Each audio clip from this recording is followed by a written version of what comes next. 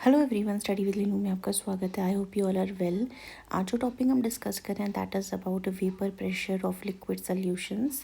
आज का सेशन शुरू करने से पहले अगर आप हमारे चैनल पर नए हैं तो सब्सक्राइब करें, लाइक करें, शेयर करें हमारी वीडियोस को। स्टार्ट करते हैं आज का सेशन। सबसे पहले यहाँ पे हम डिस्कस कर रहे हैं topic that is about vapour pressure of liquid solutions. Liquid solutions की अगर हम बात करें तो ये जो होते हैं आपके फॉर्म तब होते हैं जब सॉल्वेंट क्या होता है यहाँ पे आपका वो लिक्विड होता है। एंड जो सॉल्यूट है यहाँ पे ये आपका गैस हो सकता है, लिक्विड हो सकता है या फिर सॉलिड हो सकता है। हमेशा ध्यान रखेंगे जो अमाउंट होता है सॉल्यूट का ये बहुत ही कम होता है। सॉल्यूशंस जो होते हैं गैसेस के इन लिक्विड्स में ये हम ऑलरेडी डिस्कस कर चुके हैं हमारे प्रीवियस सेक्शन में। इस सेक्शन में जो हम डिस्कस करने वाले हैं that is about the solutions of liquids and solids in a liquid.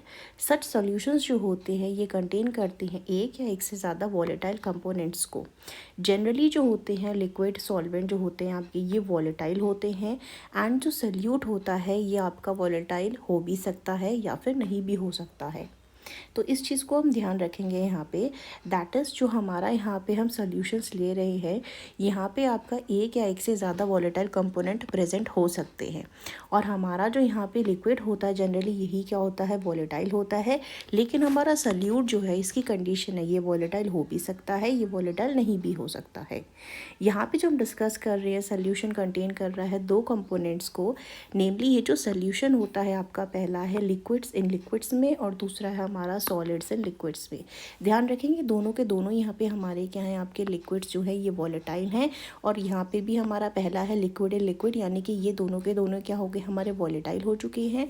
And second situation में जो है ये सॉलिड प्रेजेंट है तो सॉलिड क्या है हमारा यहाँ पे नॉन वॉलेटाइल है। तो ये दोनों कंडीशंस में हमें मिल सकते हैं।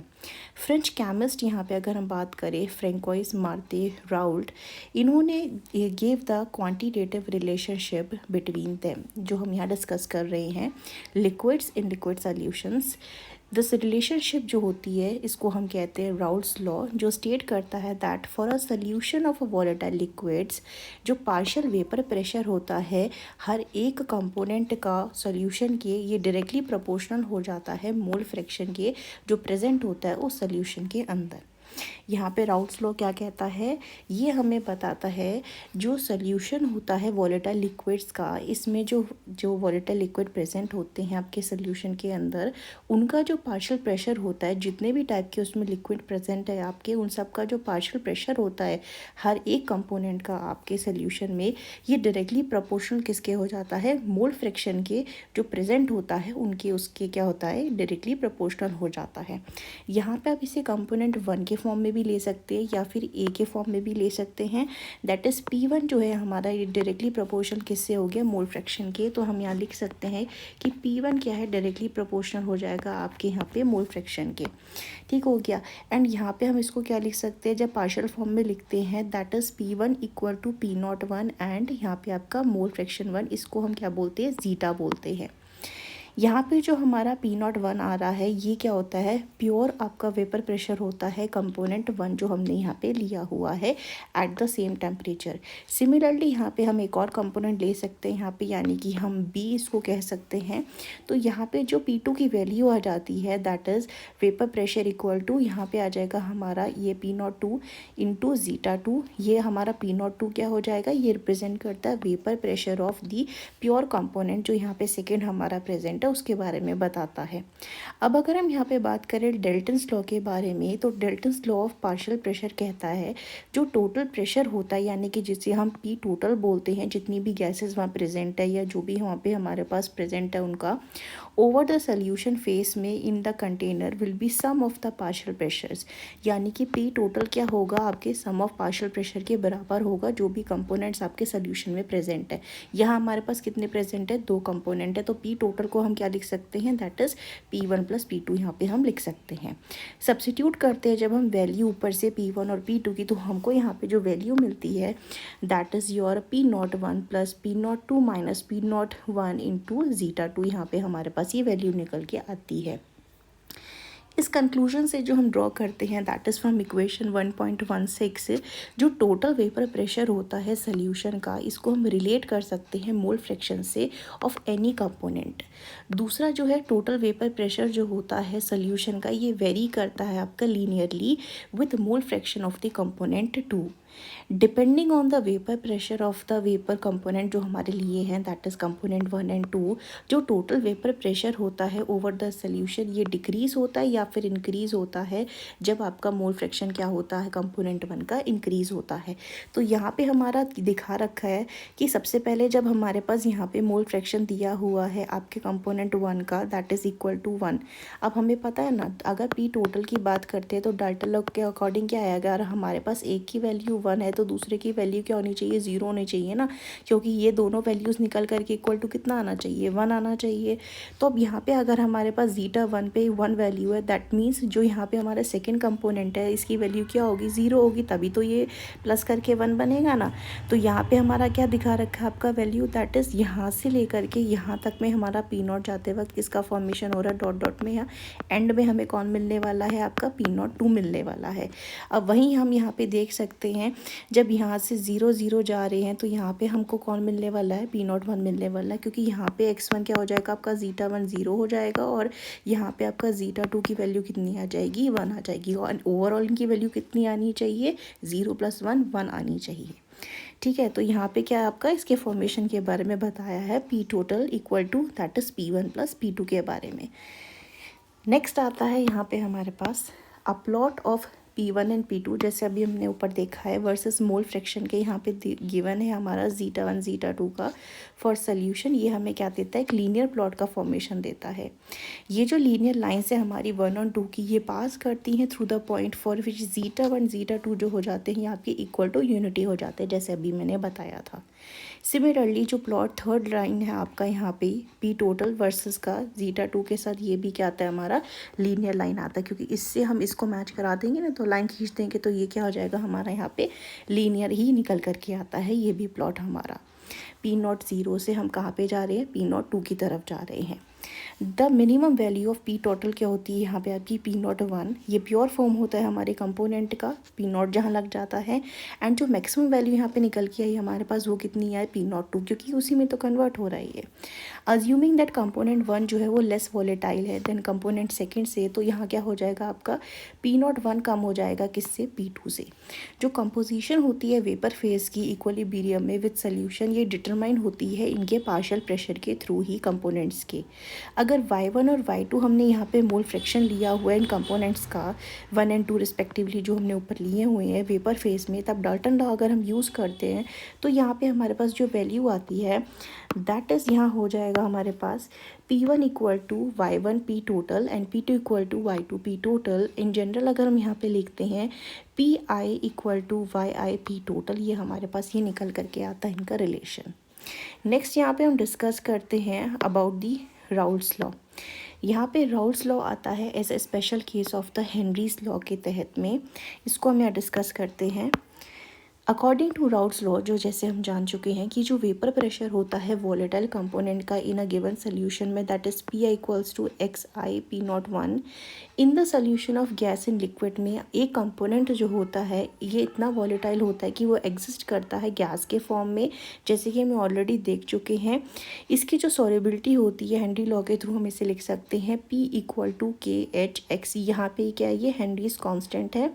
अगर हम कंपेयर करते हैं इक्वेशन को राउल्ट लॉ की और हेनरीज लॉ की, तो हम यहाँ पे देख सकते हैं जो पार्शियल प्रेशर होता है वॉलेटाइल कंपोनेंट का या फिर गैस का, ये डायरेक्टली प्रोपोर्शनल है किससे, मोल फ्रैक्शन से। यहाँ पे ये डायरेक्टली प्रोपोर्शनल है सोल्यूशन के। ओनली द प्रोपोर्शनैलिटी कांस्टेंट यहाँ पे हमारा KHI है जो डिफर कर रहा है किससे, P नॉट 1 से। दस राउल्ट्स लॉ जो होता है ये बन जाता है हमारा special case of Henry's law का, जिसमें KH जो आता है ये किसके बराबर हो जाता है, कंपोनेंट 1 के प्योर फॉर्म के बराबर हो जाता है, दैट इज़ P नॉट 1 के।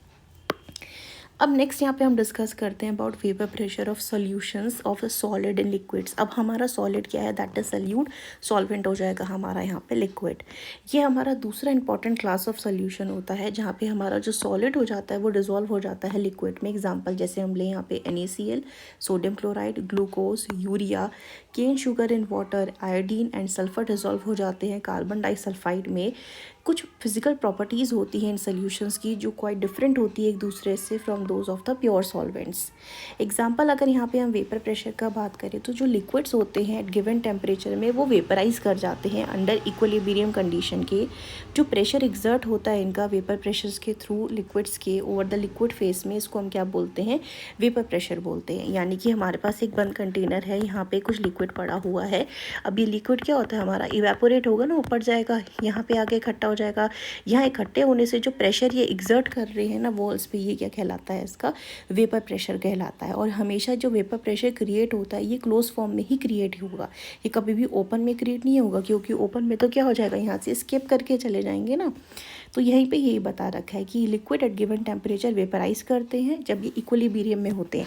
यानी कि अगर यहाँ से कोई वेपर वेपराइज होकर के जा रही है तो इधर से यहाँ पे हम देख ले क्लोज कंटेनर में बबल्स का फॉर्मेशन हो जाता है ना, यही कंडेंस करके क्या हो जाती है, नीचे की तरफ आ जाते हैं। तो इनके बीच में क्या इक्विलिब्रियम जो होता है इनके बीच में यहाँ पे फॉर्म होता है। इन अ प्योर लिक्विड जो एंटायर सरफेस होती है ये ऑक्यूपाई हो जाती है मॉलिक्यूल से ऑफ द लिक्विड के। इफ़ नॉन वॉलेटाइल सल्यूट यहाँ पे ऐड करते हैं तो जो सॉल्वेंट होता है टू गिव अ सॉल्यूशन यहाँ पे, तो जो वेपर प्रेशर होगा सॉल्यूशन का ये सोलली फ्रॉम सॉल्वेंट अकेले से रहेगा। यानी कि जब यहाँ पे हमारे पास दो लिक्विड हमने लिए हुए हैं तो यहाँ पे क्या होगा, हमारा इक्विलिब्रियम इस्टेब्लिश हो जाएगा, ठीक है ना। आसानी से सारे के सारे मॉलिक्यूल्स क्या करेंगे, इवेपोरेट करेंगे, कंडेंस करेंगे। अगर वहीं सॉल्यूट के बदले में यहाँ पे सॉल्यूट ले लेती हूँ तो सॉलिड की वजह से क्या हो जाएगा, अब सॉल्यूशन के अंदर में सॉलिड के पार्टिकल जो हैं ये तो एस्केप नहीं होते, नॉन वोलेटाइल होते, तो ये स्पेस घेरने लग जाएंगे। अब जो यहाँ से वेपर प्रेशर जनरेट होकर के आएगा इसका सोल रीज़न कौन रहेगा, आपका सॉल्वेंट रहेगा, क्योंकि सॉल्वेंट क्या है हमारा, वो लिक्विड फॉर्म में है। तो वेपर प्रेशर यहाँ से कौन जनरेट करेगा, solely that will be your solvent. ये जो वेपर प्रेशर होता है सोल्यूशन का एट अ गिवन टेम्परेचर में, ये देखा गया है लोअर होता है than vapour pressure of pure solvent जो हम पहले डिस्कस कर चुके हैं। इन द सोल्यूशन सरफेस जो होता है has both solute and solvent molecule, thereby जो फ्रिक्शन होता है सरफेस का ये कवर किससे हो जाएगा, सॉल्वेंट के मॉलिक्यूल से। तब यहाँ पे क्या हो जाएगा, आपका वेपर प्रेशर रिड्यूस हो जाएगा। कंसिक्वेंटली जो नंबर होता है सॉल्वेंट मॉलिक्यूल्स का एस्केप करने का उस सरफेस से, ये भी क्या हो जाएगा हमारा, कम हो जाएगा। वेपर प्रेशर क्या हो जाएगा, विल सब्सिक्वेंटली रिड्यूस हो जाएगा। क्योंकि जब यहाँ पे हमारे पास sorry for the background noise, जब यहाँ पे हमारा लिक्विड सॉल्वेंट प्रेजेंट है और यहाँ पे हमारे पास क्या है, सॉलिड सल्यूट प्रेजेंट है, तो यहाँ से जो लिक्विड निकलने की जगह हो जाएगी ये क्या हो जाएगी, कम हो जाएगी ना। यहाँ ये सॉल्यूट पार्टिकल सॉलिड के फॉर्म में है। अब यहाँ से निकलने की स्पेस क्या होगी हमारी, रिड्यूस हो गई है ना। ये वाले तो निकल जाएंगे, ये नहीं निकल पाएंगे ना।